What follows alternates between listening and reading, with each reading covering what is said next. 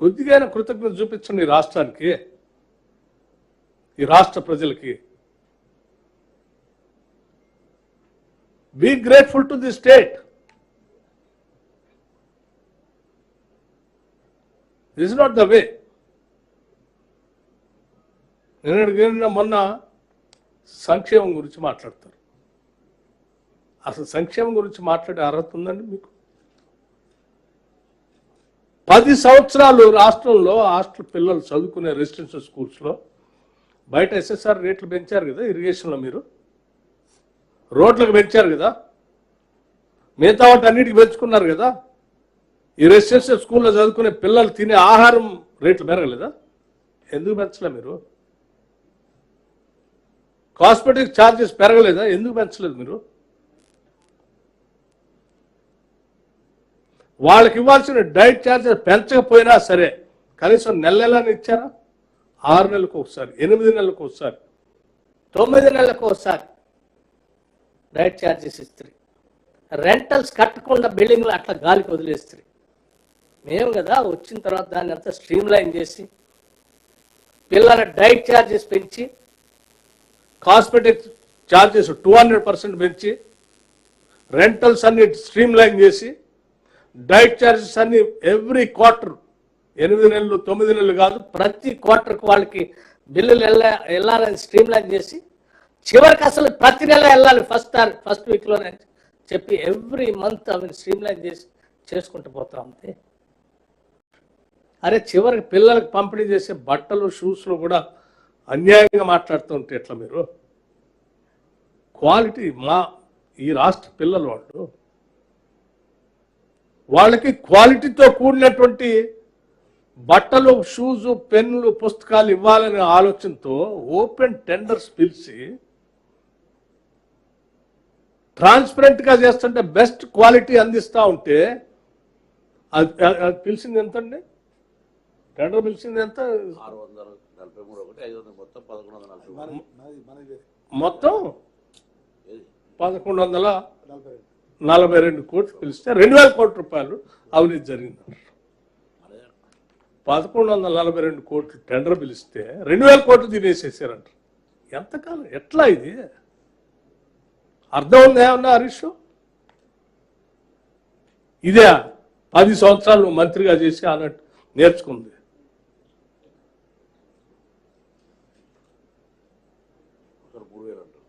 ఒకసారి 3000 అంటారు. ఏం పొన్నం ప్రభాకర్ ఏమన్నా అమాయకుడా? లేకపోతే లక్ష్మణ్ కుమార్ గారు ఏమన్నా అమాయకుడా? వాళ్ళ జీవితాల్లో పోరాటం చేసి ప్రజా సంక్షేమం కోసం వాళ్ళకి ఏదో చేయాలని తపంతో రాజకీయాల్లో వచ్చిన వాళ్ళు. మాకు ఒక సంక్షేమ శాఖ వచ్చింది, దీని ద్వారా న్యాయం చేయాలి బిడ్డలు, కానీ ప్రతి క్షణం తప్పిస్తూ పనిచేస్తున్న మంత్రుల పైన అడ్డగోలుగా ఇది ఎక్కడ పోదు? ఎంతకాలం అబద్ధాలు మాట్లాడతారు ఇట్లా? ఇది సరైనది కాదు. ఈ రకమైనటువంటి దుష్ప్రచారం చేస్తూ రాష్ట్రాన్ని, సమాజాన్ని నష్టం చేసే కార్యక్రమం చేయవాలి. ఎస్, ప్రతిపక్ష పార్టీగా, ప్రతిపక్ష పార్టీ నాయకుడిగా కేసీఆర్ గారు కొన్ని అంశాలపైన ఆయన ఎందుకు రావాలంటే, ఎస్ రావాలి. ఆయనే కదా 10 సంవత్సరాలు ఈ రాష్ట్రాన్ని పాలించింది. ఈ దోపిడీ మొత్తానికి కారణం ఆయనే కదా. రావాలి, ఆయన బయటకు వచ్చి సమాధానం చెప్పాలా?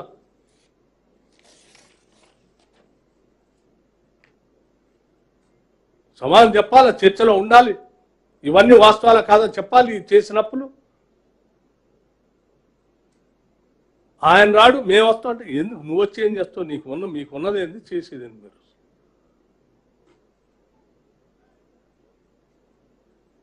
ఏదో మా వాళ్ళు కొద్ది గౌరవంతో మీతో మాట్లాడుతూ సరే మీకు సమాధానం చెప్తూ అన్నారు, కానీ ఏముంది మీకేం బాధ్యత ఉంది అసలు? ఉదయం ఒకటి మాట్లాడతారు, రాత్రి ఒకటి మాట్లాడతారు, పొద్దున ఒకటి మాట్లాడతారు.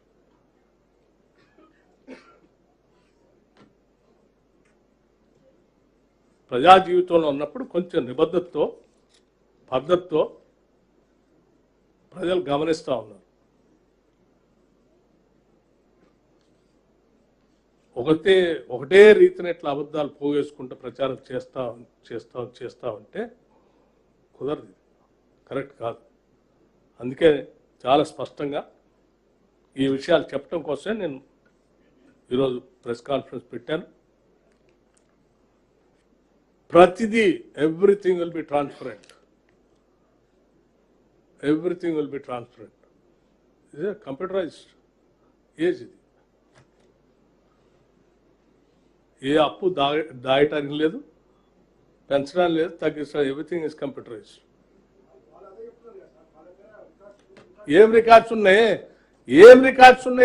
నేను రికార్డ్ నేను కదా చూపించాల్సింది, ప్రభుత్వం కదా, బ్యాంకులు కదా.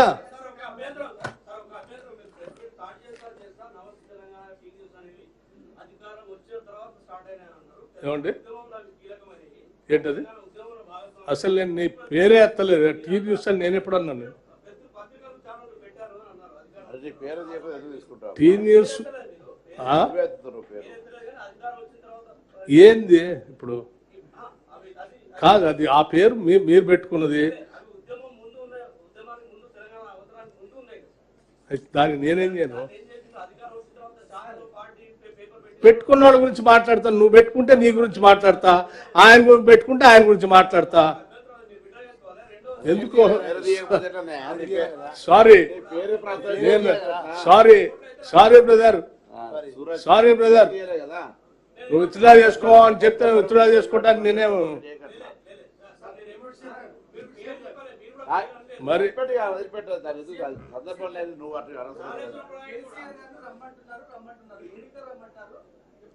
అసెంబ్లీకి రావాలి కదా ప్రతిపక్ష నాయకుడిగా. నేను రాలే. నాట్ ఈవెన్ వన్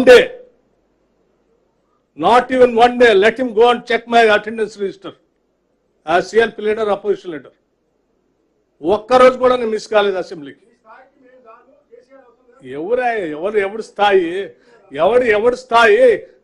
ఎవరి స్థాయి? నీ స్థాయి నీ పుట్టుకతో తెలుస్తుందా, నీ ఉద్యోగంతో తెలుస్తుందా? ఎవడి స్థాయి? నీ పాత్రతో తెలుస్తుంది. ఓకే, నీ పుట్టుకతో కాదు. ఏంటన్నా నీ స్థాయి? ఏంటి నీ స్థాయి? నువ్వు పోషించే పాత్రతో నీ స్థాయి తెలుస్తుంది. నువ్వు ప్రతిపక్ష నాయకుడు కాబట్టి నీ ప్రతిపక్ష నాయకుడిగా ఉంటావు. ఏమండి, మీకు అప్పులు ఎన్ని రకాలు కూడా నేను చెప్పాను ఇప్పుడే.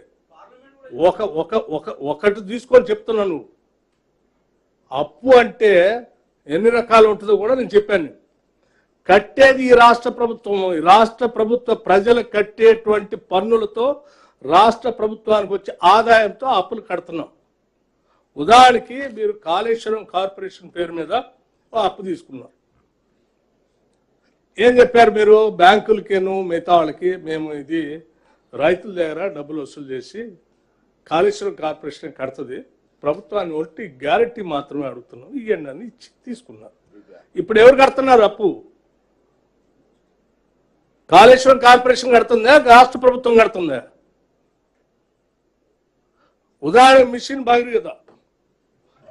భగీరథ పేరు మీద మేము నల్ల నీళ్లు తీసుకొస్తాం, ఇంటింటికి పంపు పెడతాం, పంపులో ఇచ్చి నీళ్లతో డబ్బులు వసూలు చేసి కడతాం అన్నారు. ఎవరు కడుతున్నారు అప్పు? దాన్ని అప్పు కింద చూపించట్లే వాళ్ళు. ఎవరు కడుతున్నారు అప్పు? అప్పు ఎవరు కడుతున్నారండి? అప్పు కట్టేది మనమే కదా. సో వాటిని అప్పులుగా చూపించట్లే వాళ్ళు. ఇవన్నీ అప్పులు రాష్ట్ర ప్రభుత్వం కట్టే కదా తీర్చేది. దయచేసి